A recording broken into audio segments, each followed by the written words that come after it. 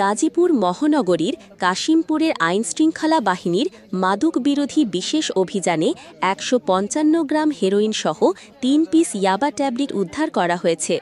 সেই সাথে কাশিমপুর মেট্রো থানা পুলিশের বিচক্ষণতায় ১ জন পুরুষ ও ৯ জন নারীকে আটক করা হয়েছে। ১১ই মে সোমবার সন্ধ্যা ৬টা ৫০ দিকে সহকারী পুলিশ কমিশনার কোনাবাড়ী জোনের নেতৃত্বে কাশিমপুর থানার মাধবপুর ও রওশন মার্কেট এলাকায় অভিযান পরিচালনা করে। অভিযানে অংশ নেন কাশিমপুর মেট্রো থানার পুলিশ ফোর্স।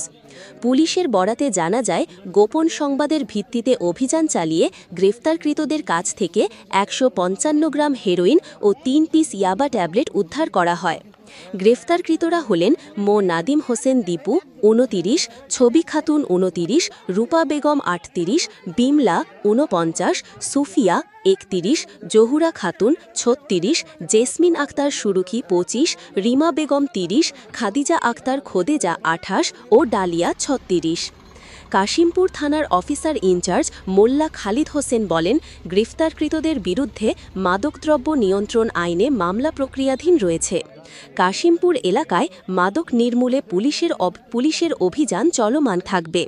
পরে আসামিদেরকে মাদক নিয়ন্ত্রণ আইনি প্রক্রিয়া শেষে বিজ্ঞ আদালতে প্রেরণ করা হয়েছে।